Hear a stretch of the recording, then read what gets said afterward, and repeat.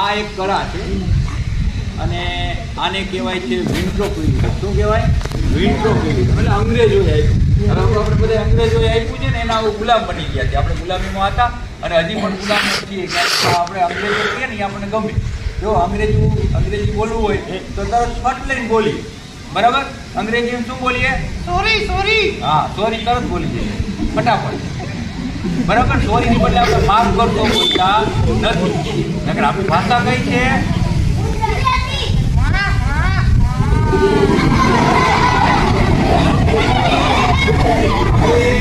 ભાષા છે એ ગુજરાતી માતૃભાષા. છતાં પણ આપણે અંગ્રેજી એટલી બધી હાવી થઈ ગઈ છે. બરાબર છે? કારણ કે આપણે અંગ્રેજોએ મેકલોએ આપેલું શિક્ષણ. કોને આપેલું શિક્ષણ? મેકલો નામનો હતો એને શિક્ષણની શરૂઆત કરી. અને બને ત્યાં સુધી ભલે અંગ્રેજી જરૂરી છે પણ અંગ્રેજી આપણી શું છે? માસી. અંગ્રેજી આપણી માસી છે અને ગુજરાતી આપણી માતા.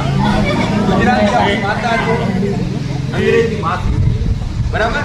તો આપણે સારી રીતે કોણ સાચવે? માતા કે માસી? બરાબર?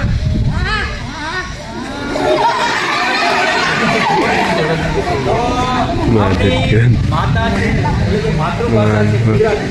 છતાં આપણે જો ગુજરાતીમાં તમને આ નામ કે ઇંગ્લિશમાં તમે સર્ચ કરશો એટલે તરત જ નામ મળશે. વિન્ટ્રોક્વિલિઝમ કહેવાય. અને શું કહેવાય?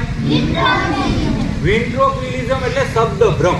શબ્દભ્રમ ગુજરાતી શબ્દ છે અને વિન્ટ્રોક્વિલિઝમ અંગ્રેજી શબ્દ છે. એટલે એક જાતની કળા છે જે આપણે આ બોલે છે એવો તમને અહેસાસ થાય અને શબ્દભ્રમ કહેવાય. અને અંગ્રેજીમાં શું કહેવાય?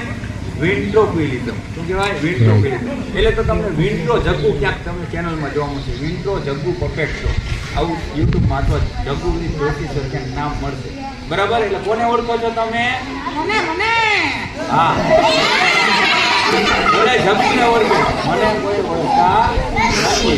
બરાબર? એટલે હું સામે મળું એટલે તરત જ બધા એમ કે જગ્ગુ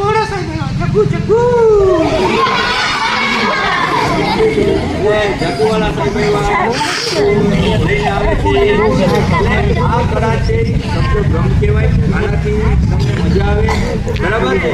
આનંદ આવે. એટલે આપણે ભણવું તો જોઈએ. બરાબર? કારણ કે ભણવાથી શું થાય? રખડવા મળે. એટલે કાકા આપણને